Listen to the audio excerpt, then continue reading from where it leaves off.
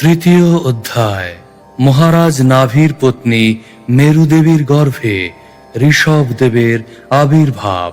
এই অধ্যায়ে আগ্নিধ্রের জ্যেষ্ঠ পুত্র মহারাজ নাভির নির্মল চরিত্র বর্ণিত হয়েছে।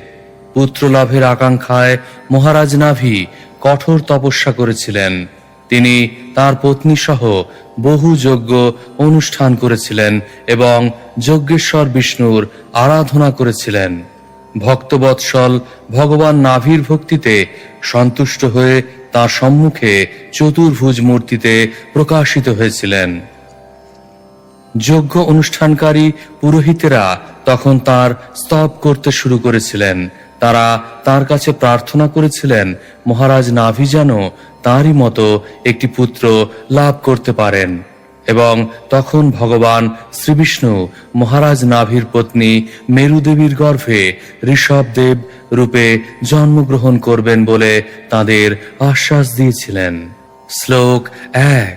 श्री शुक उवाच नाभिरपत्यकामो प्रजया मेरुदेव्या भगवन्तं यज्ञपुरुषं वहितात्मा यजत। অনুবাদ। সুখদেব গোস্বামী বললেন, আগ্নিধ্রের পুত্র মহারাজ নাভি পুত্র লাভের বাসনা করেছিলেন এবং তাই তিনি সমাহিত চিত্তে যজ্ঞেশ্বর বিষ্ণুর আরাধনা করেছিলেন। মহারাজ নাভির পত্নী পুত্রহীনা মেরুদেবীও তার পতির সঙ্গে ভগবান শ্রীবিষ্ণুর আরাধনা করেছিলেন। শ্লোক 2। तस्य हवाव श्रद्धया विशुद्ध भावेन यजतः प्रवर्गेषु प्रचरत्सु द्रव्यदेशकाल मन्त्रत्विग्दक्षिणा विधान योगोपपत्या दुरधिगमोऽपि भगवान् भागवत वात्सल्यतया सुप्रतिक आत्मानम् अपराजितम् निज जनाभिप्रीतार्थ विधित्सया गृहीत हृदयो हृदयङ्गमम् मनोनयनानन्दना वयवाभिराममाविश्चकार।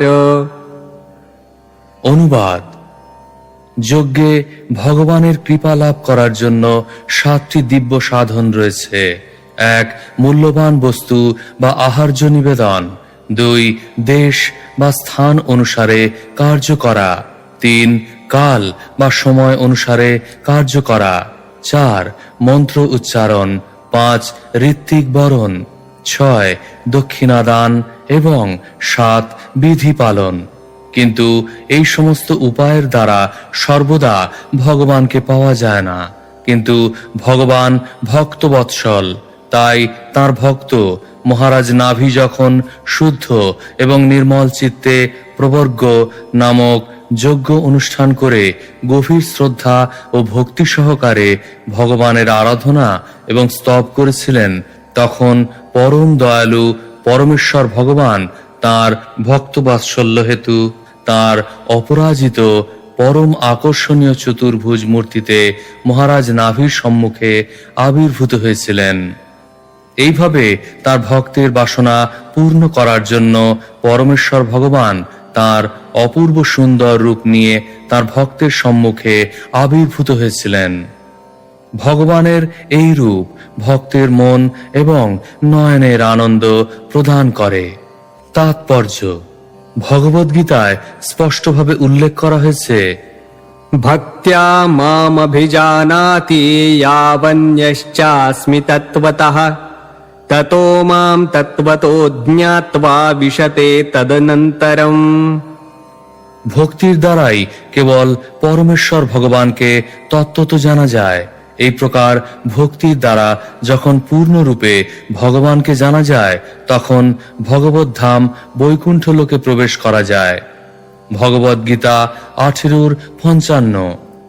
ভগবত ভক্তির প্রভাবে ভগবানকে হৃদয়ঙ্গম করা যায় এবং দর্শন করা যায়। এছাড়া অন্য কোনো উপায়ে তা সম্ভব নয়। মহারাজ নাভি যদিও তার কর্তব্য কর্ম সম্পাদন এবং যজ্ঞ অনুষ্ঠান করেছিলেন, তবুও বুঝতে হবে যে তার যজ্ঞ অনুষ্ঠানের জন্য ভগবান তার সম্মুখে আবির্ভূত হননি। তিনি তার অপূর্ব সুন্দর রূপ নিয়ে তার সম্মুখে আবির্ভূত হয়েছিলেন কেবল তার ভক্তির জন্য। ব্রহ্ম সংহিতায় 5:30 বলা হয়েছে যে ভগবানের আদি রূপ পরম সুন্দর। বেনুং কনন্ত মরবিন্দ দলায় তাক্ষং বর্হাবতং সমসিতাম্বুদ সুন্দরাঙ্গম। পরমেশ্বর ভগবানের অঙ্গকান্তি শ্যামবর্ণ হলেও তা অত্যন্ত সুন্দর। শ্লোক 3। अथः तमाविष्कृतभुजयुगलद्वयं हिरण्मयं पुरुषविशेषं कपिशकौशेयाम्बरधरमुरसि विलसच्छ्रिद्वत्सललामं दरवरवनरुहवन मालाच्छूर्यमृतमणिगदादिभिः रूपलक्षितं स्फुटकिरणप्रवरमुकुटकुण्डल कटककटिसूत्रहार केयूरनुपुराद्यङ्गभूषण विभूषितमृत्विक् सदस्य गृहपतयो धना इवोत्तम धनमुपलभ्य स बहुमानम् अर्हणेनावनत शीर्षाण उपतस्थुः। অনুবাদ। ভগবান শ্রীবিষ্ণু তার চতুর্ভুজ রূপে রাজার সম্মুখে আবির্ভূত হয়েছিলেন। তিনি তেজময় পুরুষোত্তম রূপে প্রকাশিত হয়েছিলেন। তার কটিদেশ পীত পট্টবস্ত্রে বেষ্টিত ছিল। বক্ষস্থলে শ্রীবৎসক চিহ্ন শোভা বিস্তার করছিল। তার 4 হাতে ছিল শঙ্খ, পদ্ম, চক্র ও গদা, এবং তার গলদেশে বনফুলের মালা ও কৌস্তবমণি শোভা পাচ্ছিল। মুকুট, কুণ্ডল, বলয়, কোটিসূত্র, মুক্তাহার, কেউর ও নূপুর আদি উজ্জ্বল রত্নখচিত অঙ্গভূষণে তিনি অত্যন্ত সুন্দরভাবে সজ্জিত ছিলেন। দরিদ্র ব্যক্তি যেমন অকস্মাৎ প্রচুর ধনরাশি লাভ করে অবর্ণনীয় আনন্দ অনুভব করে, মহারাজ নাভি, তার পুরোহিত এবং পার্ষদগণ ভগবানকে তাদের সম্মুখে উপস্থিত দেখে সেই প্রকার আনন্দ অনুভব করেছিলেন। তারা গভীর শ্রদ্ধা সহকারে অবনত মস্তকে পূজার উপকরণ নিবেদন করে তার আরাধনা করেছিলেন। তাৎপর্য: এখানে স্পষ্টভাবে উল্লেখ করা হয়েছে যে পরমেশ্বর ভগবান একজন সাধারণ মানুষের মতো আবির্ভূত হননি। তিনি মহারাজ নাভি এবং তার পার্শ্বদের সম্মুখে পুরুষোত্তম রূপে আবির্ভূত হয়েছিলেন। বেদে উল্লেখ করা হয়েছে নিত্য নিত্যানাং চেতন চেতনানাম। পরমেশ্বর ভগবানও পুরুষ, তবে তিনি হচ্ছেন পরম পুরুষ। ভগবদ গীতায় 7:7 ভগবান স্বয়ং বলেছেন, মত্ত পরতরং নান্যৎ কিঞ্চিদস্তি ধনঞ্জয়। হে ধনঞ্জয়, অর্জুন, আমার থেকে পরতর সত্য আর কিছু নেই। ভগবান শ্রীকৃষ্ণ থেকে অধিক আকর্ষণীয় অথবা অধিক প্রভাবশালী আর কেউ নেই। সেটি হচ্ছে সাধারণ জীব এবং ভগবানের মধ্যে পার্থক্য। ভগবান বিষ্ণুর দিব্য রূপের এই বর্ণনা থেকে অন্যান্য জীবের সঙ্গে ভগবান শ্রীবিষ্ণুর পার্থক্য সহজেই নিরূপণ করা যায়। তাই মহারাজ নাভি, তার পুরোহিত এবং পার্শ্বদেরা সকলে তাকে তাদের সশ্রদ্ধ প্রণতি নিবেদন করেছিলেন এবং বিবিধ পূজোপকরণের দ্বারা তার পূজা করতে শুরু করেছিলেন। ভগবদ গীতায় 6:22 বর্ণনা করা হয়েছে, জং লব্ধা চাপরং লাভং মন্যতে নাধিকং তত। অর্থাৎ তা লাভ করার পর মানুষ মনে করে যে তার থেকে বড় লাভ আর কিছু নেই।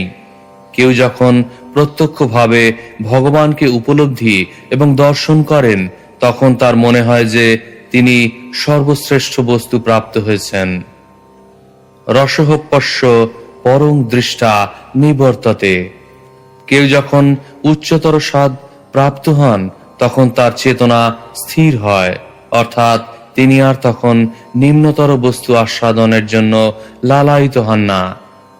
পরমেশ্বর ভগবানকে দর্শন করলে আর জড় বস্তুর প্রতি কোনো আকর্ষণ থাকে না, তখন তিনি ভগবানের আরাধনায় স্থির হন। শ্লোক 4-5। ऋत्विज उचुः अर्हसि मुहुरहत्तमार्हणम् अस्माकम् अनुपथानां नमो नम इत्येतावत्सद् उपशिक्षितं कोऽर्हति पुमान् प्रकृतिगुणव्यतिकरमतिरनिश ईश्वरस्य परस्य प्रकृतिपुरुषयोर्वाक्तनाभिर्नाम रूपाकृतिभिः रूपनिरूपणम् सकल जननिकाय वृजिन निरसन शिवतम प्रवर गुणगणैक देश कथनादृते। অনুবাদ: ঋত্বিকগণ ভগবানের স্তুতি করে বললেন, হে পূজ্যতম, আমরা আপনার ভৃত্য। যদিও আপনি পরিপূর্ণ, তবুও দয়া করে আপনার অহৈতুকী কৃপার প্রভাবে আপনার নিত্য দাস আমাদের যৎকিঞ্চিৎ সেবা গ্রহণ করুন। আমরা আপনার দিব্যরূপ সম্বন্ধে বাস্তবিকই অবগত নই, কিন্তু বৈদিক শাস্ত্র এবং আচার্যদের শিক্ষা অনুসারে আমরা কেবল বারবার আপনাকে আমাদের সশ্রদ্ধ প্রণতি নিবেদন করি।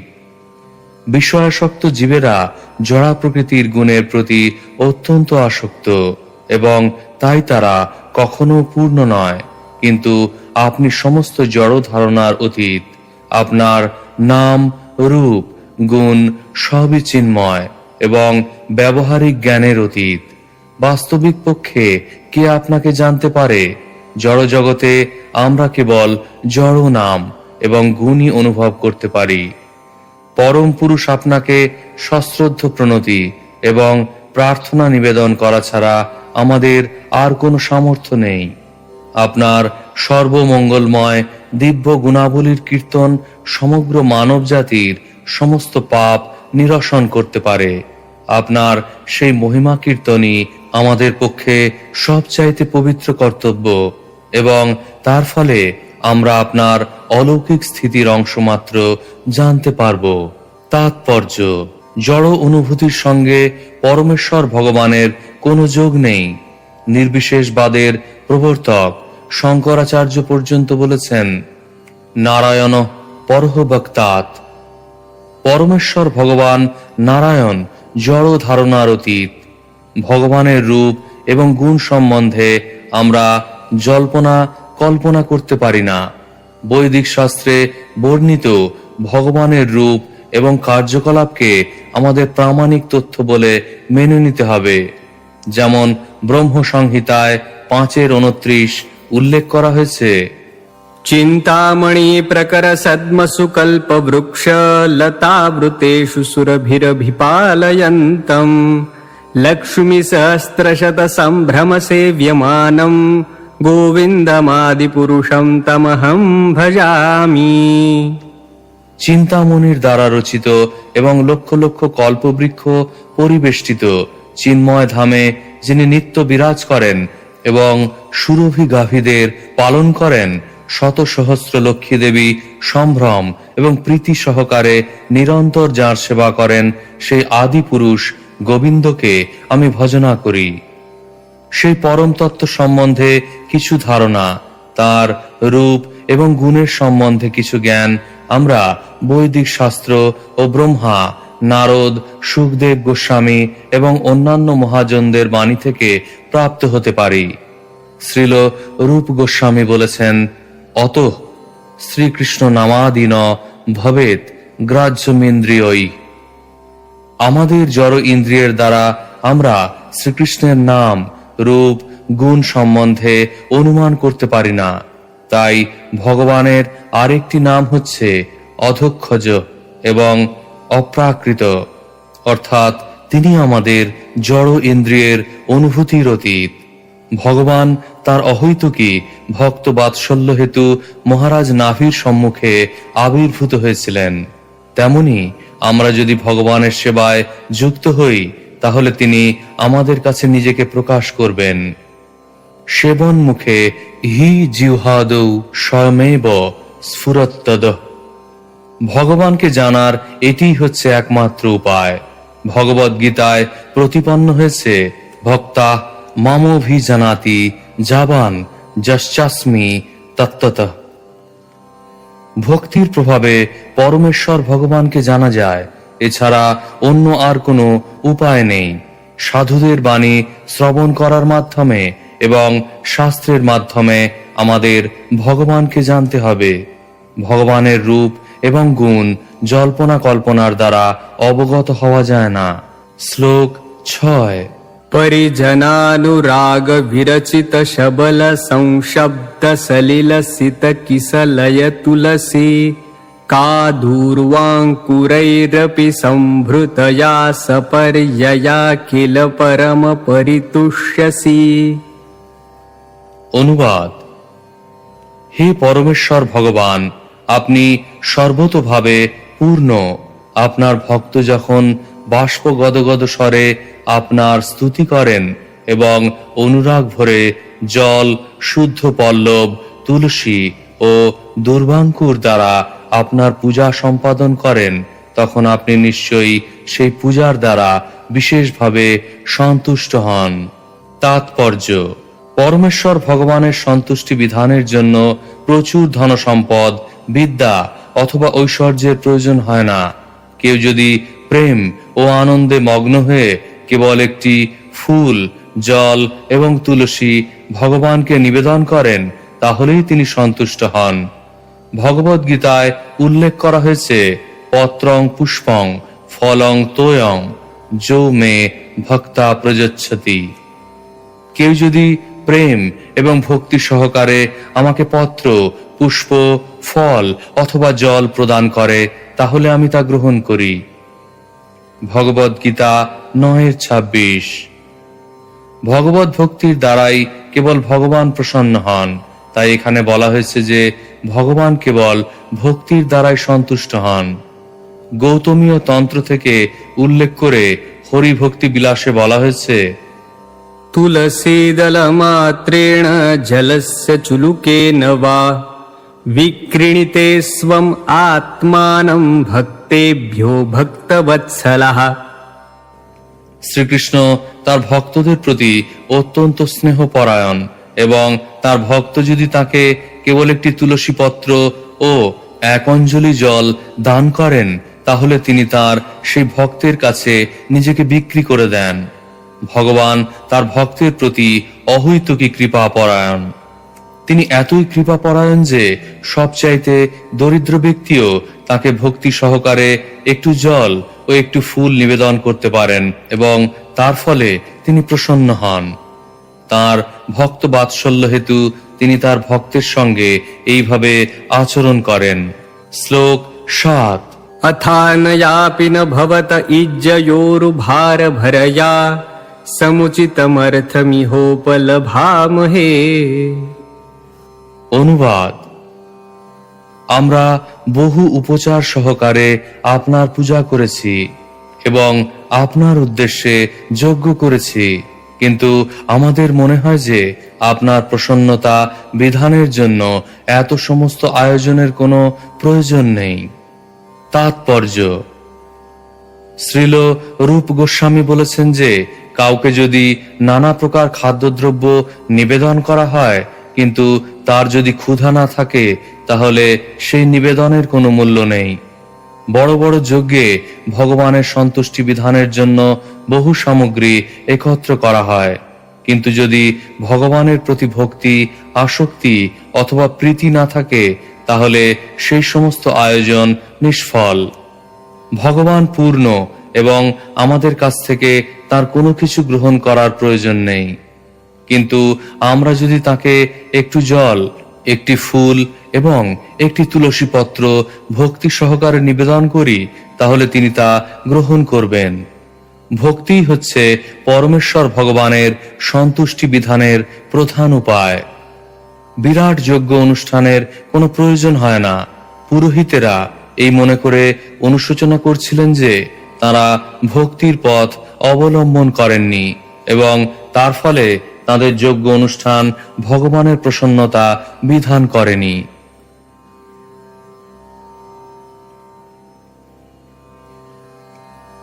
শ্লোক 8। आत्मन एवानुसवनमञ्जसाव्यतिरेकेण वो भूयमाना शेष पुरुषार्थ स्वरूपस्य किन्तु नाथाशिष आशासानानामेतद् अभिसंराधन मात्रं भवितुमर्हति। অনুবাদ: আপনার মধ্যে সমস্ত পুরুষার্থ সাক্ষাৎভাবে স্বতঃসিদ্ধ রূপে অপ্রতিহত গতিতে এবং প্রচুরভাবে প্রতিক্ষণই উৎপন্ন হচ্ছে। সেই অশেষ পুরুষার্থরূপ আনন্দই আপনার স্বরূপ। কিন্তু হে ভগবান, আমরা নিরন্তর জড়সুখ ভোগের বাসনা করছি।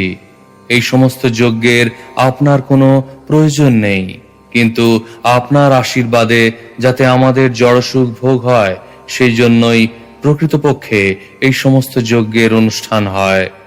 আমাদের সকাম কর্মের উদ্দেশ্যেই এই সমস্ত যজ্ঞ অনুষ্ঠান হয়।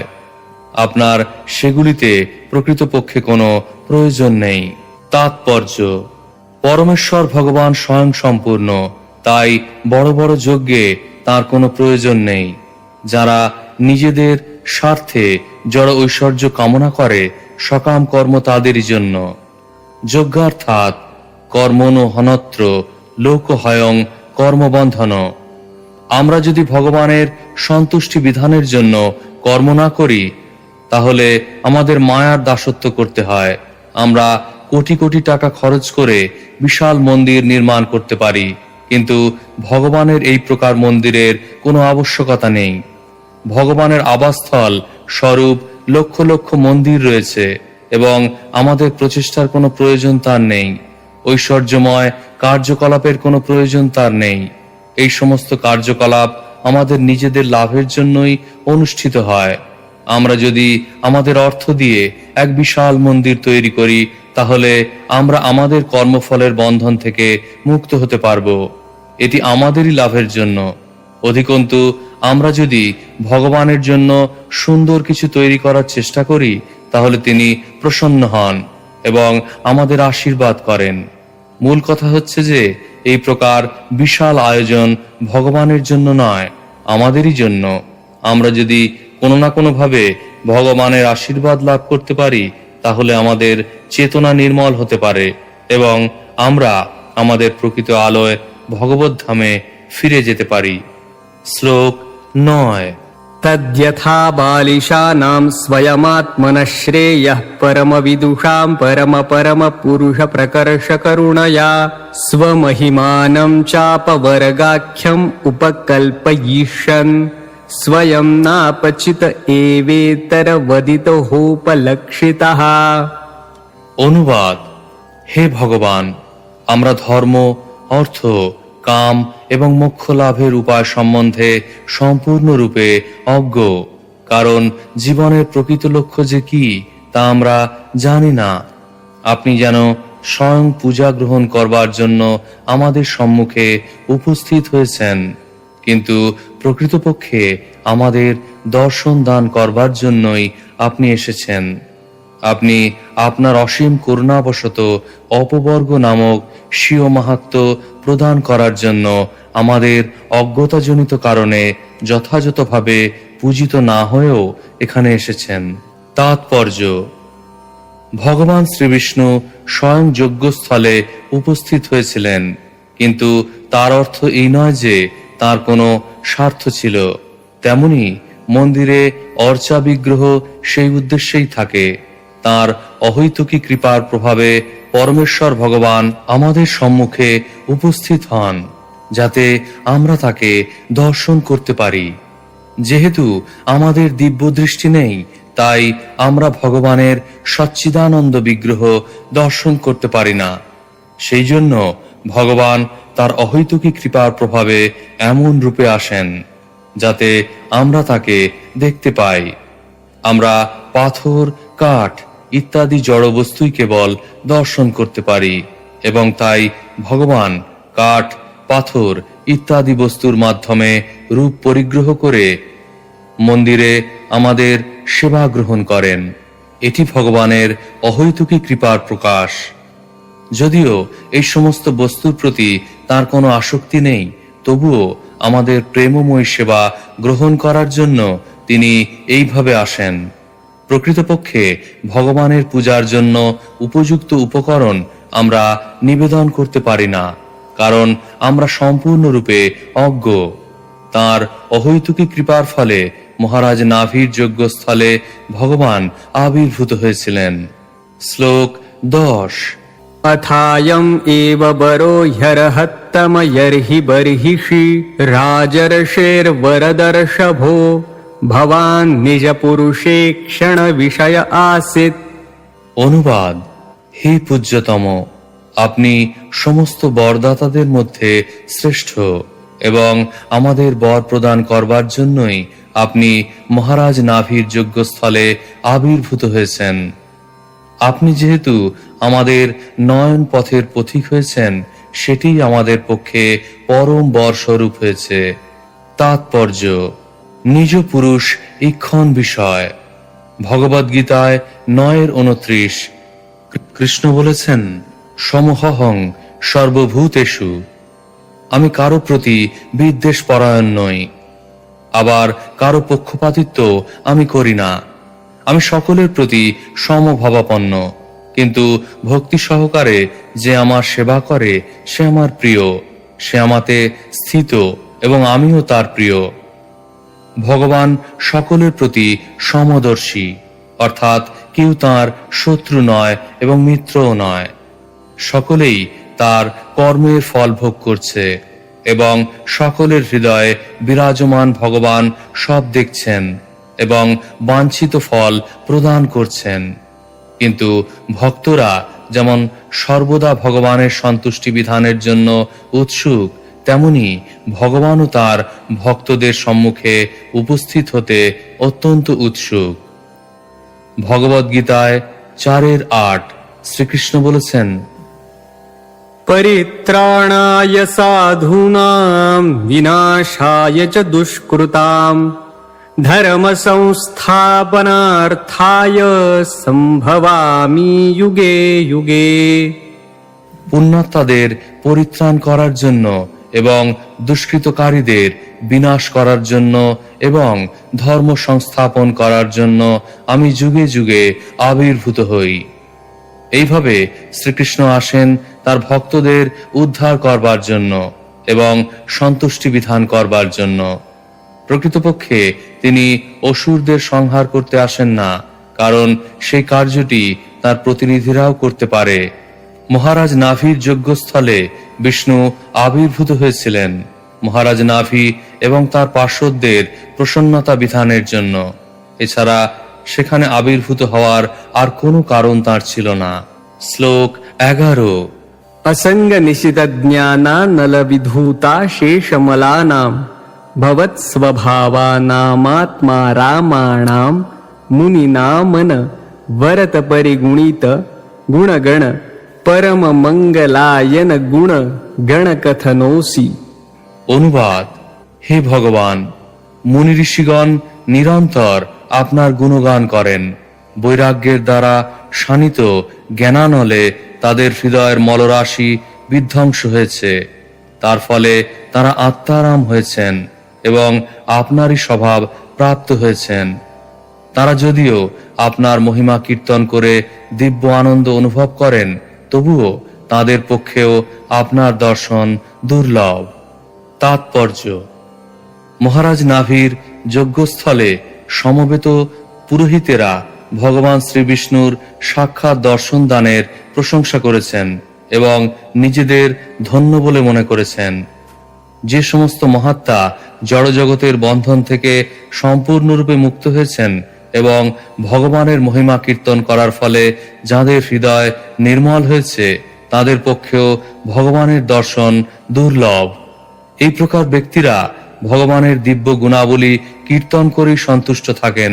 প্রকৃতপক্ষে ভগবানের ব্যক্তিগত উপস্থিতির কোনো প্রয়োজন তাদের হয় না। পুরোহিতেরা বলেছিলেন যে ভগবানের সাক্ষাৎ লাভ সেই সমস্ত মহাত্মাদের পক্ষেও দুর্লভ, কিন্তু তাদের প্রতি তিনি এতই কৃপাময় যে তিনি তাদের সম্মুখে স্বয়ং উপস্থিত হয়েছেন। তাই সেই পুরোহিতেরা তার প্রতি গভীর কৃতজ্ঞতা অনুভব করেছিলেন। শ্লোক 12।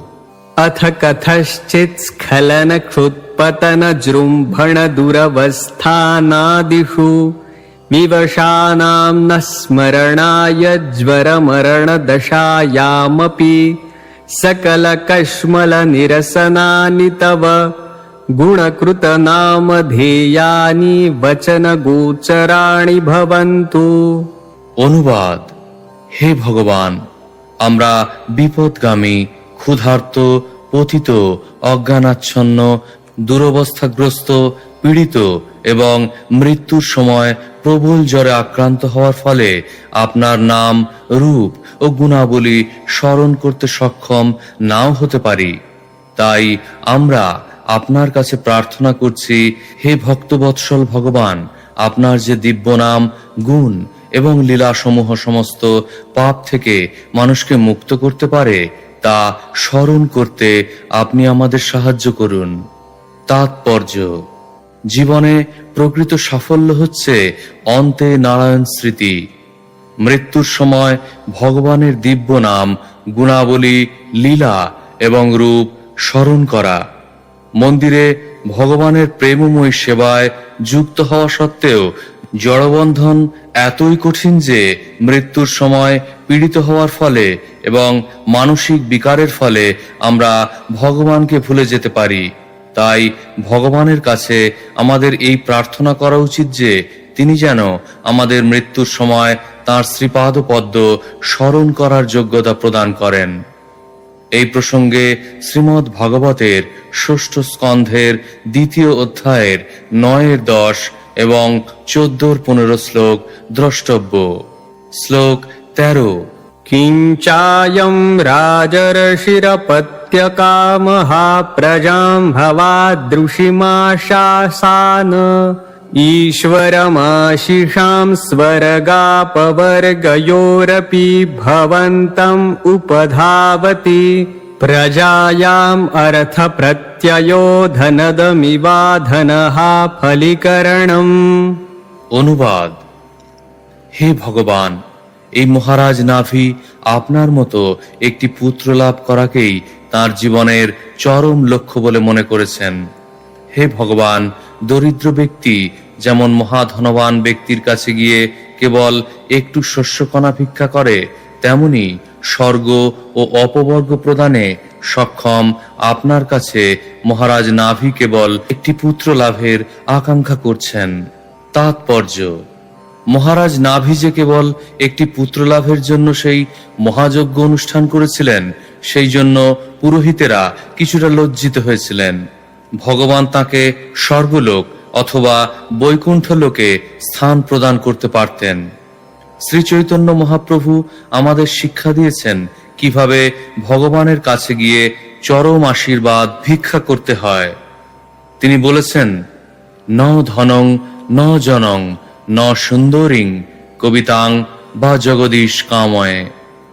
তিনি ভগবানের কাছে জড়জাগতিক কোনো কিছুর প্রার্থনা করেননি। জড় ঐশ্বর্য মানে হচ্ছে ধন সম্পদ, সুখী পরিবার, সুন্দরী স্ত্রী এবং বহু অনুগামী। কিন্তু বুদ্ধিমান ভক্ত ভগবানের কাছে জড়জাগতিক কোনো কিছু ভিক্ষা করেন না। তার একমাত্র প্রার্থনা হচ্ছে, মম জন্মনি জন্মনীশ্বরে ভবতাদ্ভক্তিরয় হৈতুকি তৈ। তিনি নিরন্তর ভগবানের প্রেমময় সেবায় যুক্ত হতে চান। তিনি স্বর্গলোকে উন্নীত হতে চান না অথবা জড়জগতের বন্ধন থেকে মুক্তি চান না। তা যদি হতো তাহলে শ্রী চৈতন্য মহাপ্রভু বলতেন না, মম জন্মনি জন্মনি। ভক্ত যদি ভগবানের সেবা করতে পারেন তাহলে বারবার জন্মগ্রহণ করতে তার কোনো আপত্তি থাকে না। প্রকৃতপক্ষে চরম মুক্তি হচ্ছে ভগবত ধামে ফিরে যাওয়া। ভক্ত কখনো জড়জগতের কোনো বস্তু নিয়ে মাথা ঘামান না। যদিও মহারাজ নাভি ভগবান শ্রী বিষ্ণুর মতো একটি পুত্র কামনা করেছিলেন, তবুও ভগবানের মতো পুত্র আকাঙ্ক্ষা করাও এক প্রকার ইন্দ্রিয় সুখ। শুদ্ধ ভক্ত কেবল ভগবানের প্রেমময় সেবায় যুক্ত হতে চান। শ্লোক 14। को वा इहते पराजितो पराजितया मायया नवसितपदव्यानावृतमतिर्विषय विषयानावृतप्रकृतिरनुपासितमहच्चरणः। অনুবাদ: হে ভগবান, মহাজনের চরণ সেবা না করে কোন পুরুষই বা এই সংসারে আপনার মায়ার দ্বারা মোহিত চিত্ত, বশীভূত এবং বিষয় বিষের বেগে আচ্ছাদিত না হয়েছেন।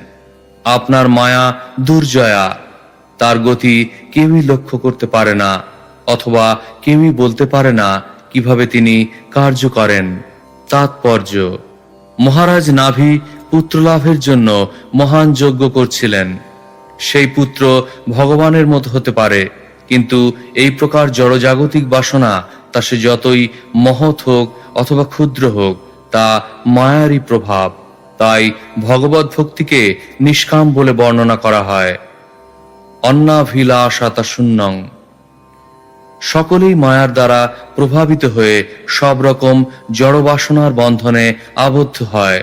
মহারাজ নাভিও তার ব্যতিক্রম ছিলেন না।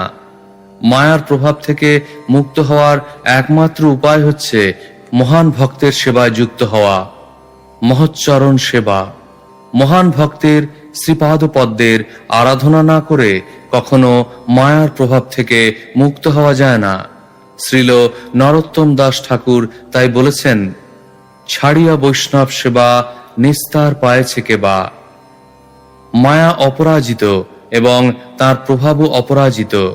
ভগবদ গীতায় 7:14 সেই কথা প্রতিপন্ন করে বলা হয়েছে, দ্যৈতি হেষা গুণময়ী মম মায়া দুরত্যয়া। এই ত্রিগুণাত্মিকা মায়া আমারই শক্তি এবং তাকে অতিক্রম করা অত্যন্ত কঠিন। ভগবত ভক্তই কেবল মায়ার এই মহান প্রভাব অতিক্রম করতে পারেন। মহারাজ নাভি যে পুত্র কামনা করেছিলেন তাতে তার কোনো দোষ ছিল না। তিনি সমস্ত পুত্রের মধ্যে সর্বশ্রেষ্ঠ ভগবানের মতো পুত্র কামনা করেছিলেন।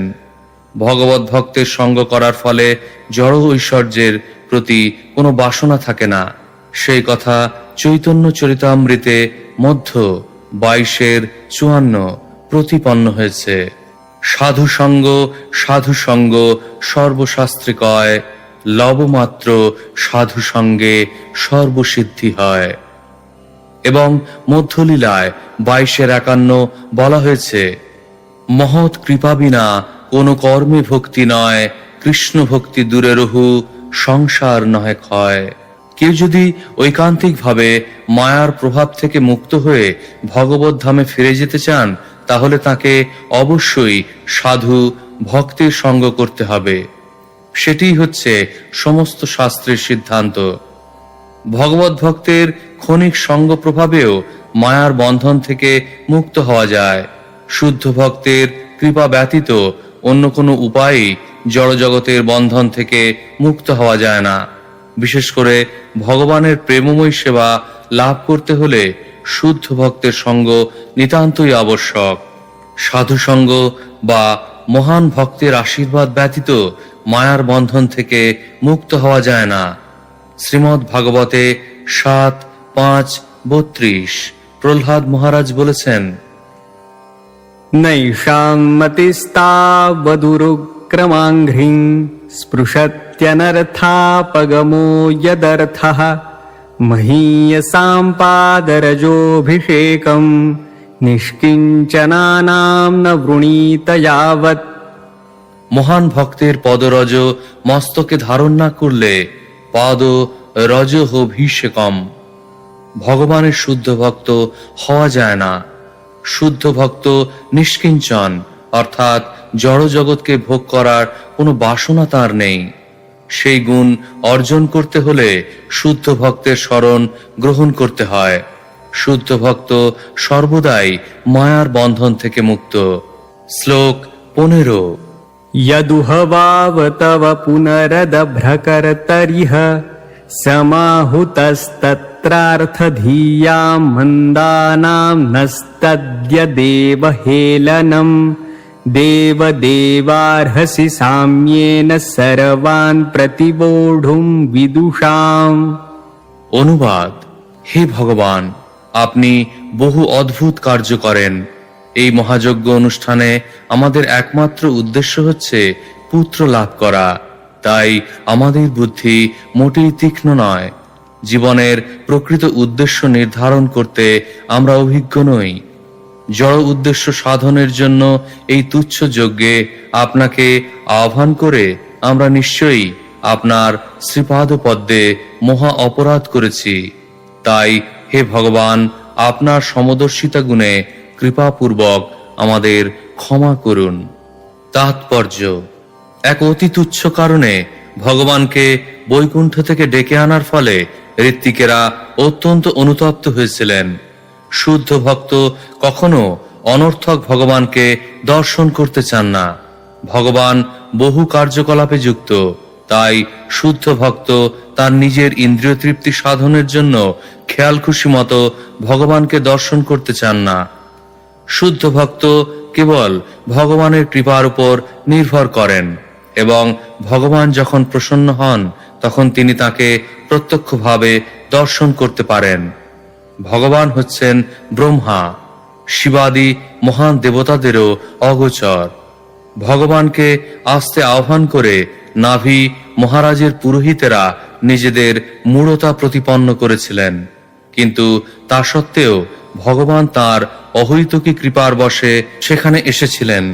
তাই তাঁরা সকলে ভগবানের কাছে ক্ষমা প্রার্থনা করেছিলেন। জড়জাগতিক লাভের জন্য ভগবানের আরাধনা করা মহাজনদের দ্বারা অনুমোদিত হয়নি। ভগবদ্গীতায় 7:16 সেই সম্বন্ধে বলা হয়েছে, চতুর্বিধা ভজন্তে মাম জনাঃ সুকৃতিনোর্জুন আর্তো জিজ্ঞাসুরর্থার্থী জ্ঞানী চ ভরতর্ষভ। হে অর্জুন, 4 প্রকার সুকৃতি সম্পন্ন ব্যক্তি আমার ভজনা করেন। তারা হচ্ছেন আর্ত, অর্থার্থী, জিজ্ঞাসু এবং জ্ঞানী। ভক্তির শুরু তখন হয় যখন মানুষ দুর্দশায় পড়ে, অথবা ধন কামনা করে, অথবা পরম সত্যকে জানার অভিলাষী হয়। কিন্তু যারা এইভাবে ভগবানের সমীপবর্তী হয় তারা প্রকৃতপক্ষে ভক্ত নয়। যেহেতু তারা পরম সত্য পরমেশ্বর ভগবানের সম্বন্ধে জিজ্ঞাসু, তাই তাদের পুণ্যবান, সুকৃতিন বলে স্বীকার করা হয়। ভগবানের বিবিধ কার্যকলাপ না জানার ফলে তারা জড়জাগতিক লাভের জন্য অনর্থক ভগবানকে বিরক্ত করে। কিন্তু ভগবান এতই কৃপালু যে তাকে বিরক্ত করলেও তিনি তাদের বাসনা পূর্ণ করেন। শুদ্ধ ভক্ত অন্নাভিলাষিতা শূন্য। কোনো উদ্দেশ্য নিয়ে তিনি ভগবানের আরাধনা করেন না। তিনি কর্ম অথবা জ্ঞান রূপ মায়ার প্রভাবের দ্বারা প্রভাবিত নন। শুদ্ধ ভক্ত সর্বদাই কোন রকম ব্যক্তিগত লাভের উদ্দেশ্য না নিয়ে সর্বদা ভগবানের সেবা করতে প্রস্তুত থাকেন। যজ্ঞের পুরোহিত ঋত্বিকেরা কর্ম এবং ভক্তির পার্থক্য সম্বন্ধে ভালোভাবেই অবগত ছিলেন, এবং যেহেতু তারা নিজেদের কর্মাধীন বলে মনে করেছিলেন, তাই তারা ভগবানের কাছে ক্ষমা ভিক্ষা করেছেন। তারা জানতেন যে এক অতি ক্ষুদ্র উদ্দেশ্য সাধনের জন্য তারা ভগবানকে ডেকে এনেছেন। শ্লোক 16। শ্রী শুক উবাচ ইতি নিগদেনাভীষ্টুয়মানো ভগবান নিমিষর্ষভো বর্ষধরাভিবাদিতাভিবন্দিত চরণঃ সদয়ম ইদম আহ। অনুবাদ: শ্রী সুখদেব গোস্বামী বললেন, ভারতবর্ষের অধিপতি নাভির সম্মানিত ঋত্বিকেরা এইভাবে গদ্যাত্মক স্তোত্রের দ্বারা দেবশ্রেষ্ঠ ভগবানের শ্রীপাদপদ্মে বন্দনা নিবেদন করলেন। দেবশ্রেষ্ঠ পরমেশ্বর ভগবান তখন তাঁদের প্রতি অত্যন্ত প্রসন্ন হয়ে বলেছিলেন। শ্লোক 17। শ্রী ভগবানুবাচ अहो बताहमृषयो भवद्भिरवितथ गीर्भिर्वरमसुलभम् अभियाचितो यदमुष्यात्मजो मया सदृशो भूयाद् इति ममाहमेवाभिरूपः कैवल्यादथापि ब्रह्मवादो न मृषा भवितुमर्हति ममैव हि मुखं यद् द्विजदेवकुलम्। অনুবাদ: পরমেশ্বর ভগবান বললেন, হে মহর্ষিগণ, আপনাদের স্তবে আমি প্রসন্ন হয়েছি। আপনারা সকলেই সত্যবাক। আপনারা প্রার্থনা করেছেন যে মহারাজ নাভির যেন আমার মতো পুত্র হয়, কিন্তু আমি যেহেতু অদ্বিতীয় পুরুষ এবং কেউই আমার সমতুল্য নয়, তাই আমার মতো আর কাউকে পাওয়া সম্ভব নয়। যাই হোক, যেহেতু আপনারা যোগ্য ব্রাহ্মণ, তাই আপনাদের বচন মিথ্যা হওয়া উচিত নয়। ব্রাহ্মণোচিত গুণাবলী সমন্বিত ব্রাহ্মণদের আমি আমার মুখ বলে মনে করি। তাৎপর্য: অবিতথ গীর্ভি শব্দটির অর্থ হচ্ছে যাদের বাণী মিথ্যা হতে পারে না। শাস্ত্রের নির্দেশ অনুসারে ব্রাহ্মণ বা দ্বিজদের প্রায় ভগবানের মতো সমান শক্তিমান হওয়ার সুযোগ দেওয়া হয়েছে। ব্রাহ্মণ যা বলেন তা কোনো অবস্থাতেই অসত্য হতে পারে না, অথবা তার পরিবর্তন করা যায় না। বৈদিক নির্দেশ অনুসারে ব্রাহ্মণ হচ্ছেন ভগবানের মুখ, তাই সমস্ত বৈদিক অনুষ্ঠানে ব্রাহ্মণকে ভোজন করানো হয়। কারণ ব্রাহ্মণ যখন আহার করেন তখন মনে করা হয় যে ভগবানই আহার করছেন। তেমনি ব্রাহ্মণ যা বলেন তারও পরিবর্তন করা সম্ভব নয়। মহারাজ নাভির যজ্ঞে যে সমস্ত ঋষিরা পুরোহিত হয়েছিলেন তারা কেবল ব্রাহ্মণই ছিলেন না, তারা এতই যোগ্য ছিলেন যে তারা দেবতা বা ভগবানেরই মতো ছিলেন। তা যদি না হতো তাহলে তারা কিভাবে ভগবান শ্রীবিষ্ণুকে সেই যজ্ঞস্থলে আসতে আহ্বান করেছিলেন? ভগবান এক এবং তিনি কোনো ধর্মমতের বা ধর্ম বিশ্বাসের সম্পত্তি নন। কলিযুগের বিভিন্ন ধর্ম বিশ্বাসীরা মনে করে যে তাদের ভগবান অন্যদের ভগবান থেকে ভিন্ন, কিন্তু তা কখনোই সত্য নয়। ভগবান এক এবং বিভিন্ন দৃষ্টিকোণ থেকে তাকে উপলব্ধি করা যায়।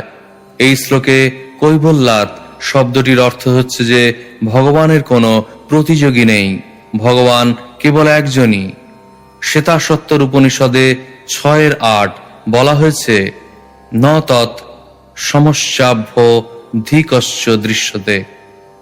কেউই তার সমান নন এবং তার থেকে শ্রেষ্ঠ নন, সেটিই হচ্ছে ভগবানের সংজ্ঞা। শ্লোক 18। तत आग्निध्रिये शकलयावतरयिष्याम्यात्मतुल्यम् अनुपलभमानः। তাৎপর্য: এটি ভগবানের সর্বশক্তিমত্তার একটি দৃষ্টান্ত।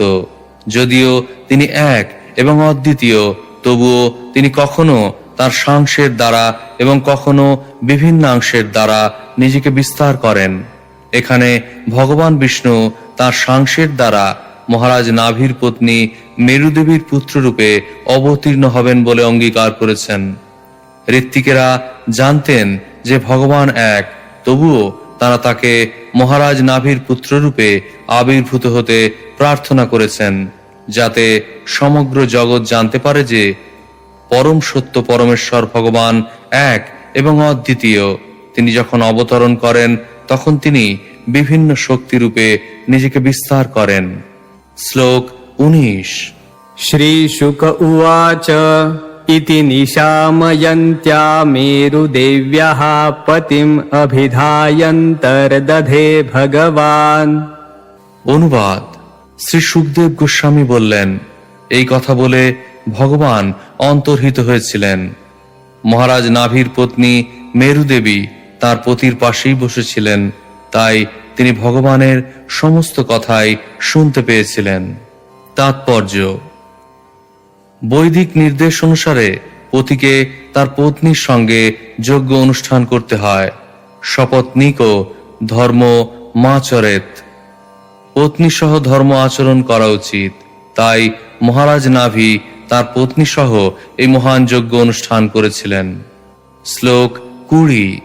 बर्हिषि तस्मिन् एव विष्णुदत्त भगवान् परमर्षिभिः प्रसादितो नाभेः प्रियचिकीर्षया तदवरोधायने मेरुदेव्यां धर्मान् दर्शयितु कामो वातरशनानां श्रमणानां ऋषीणाम् ऊर्ध्वमन्थिनां शुक्लया तनुवावततार।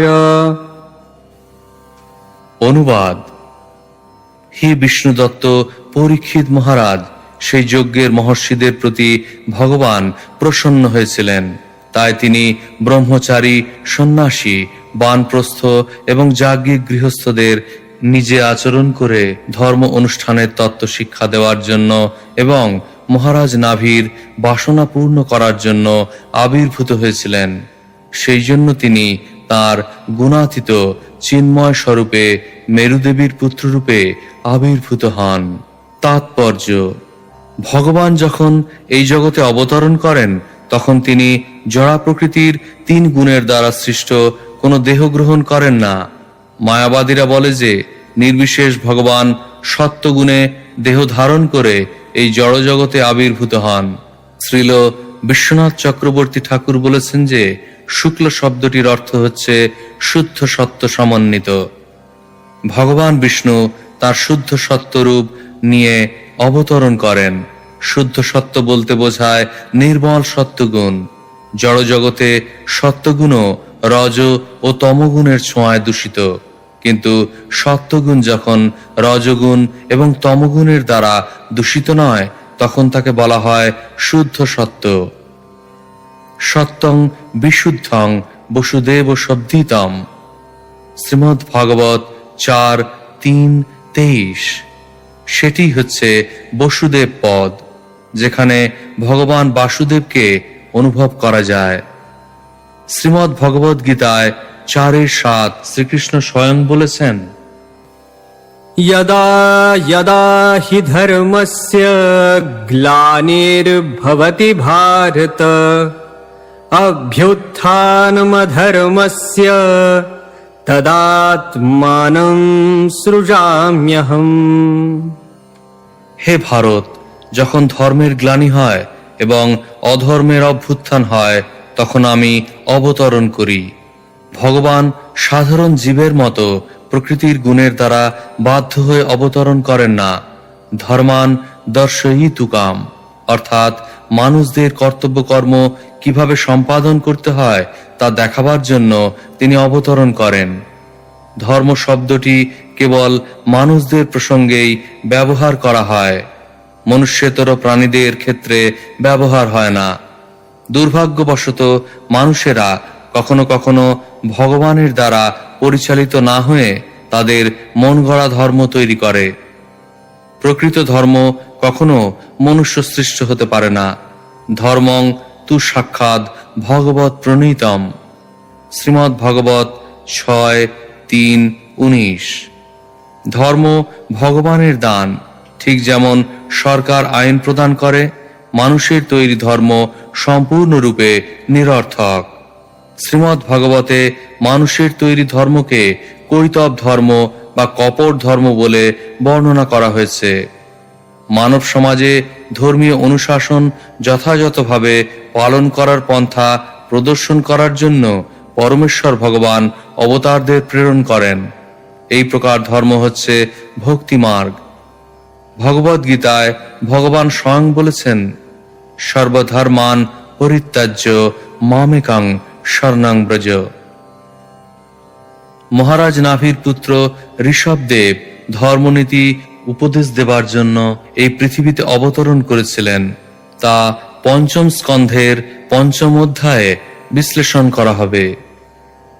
ইতি মহারাজ নাভির পত্নী মেরুদেবীর গর্ভে ঋষভদেবের আবির্ভাব নামক শ্রীমদ্ ভাগবতের 5ম স্কন্ধের 3য় অধ্যায়ের ভক্তি বেদান্ত তাৎপর্য।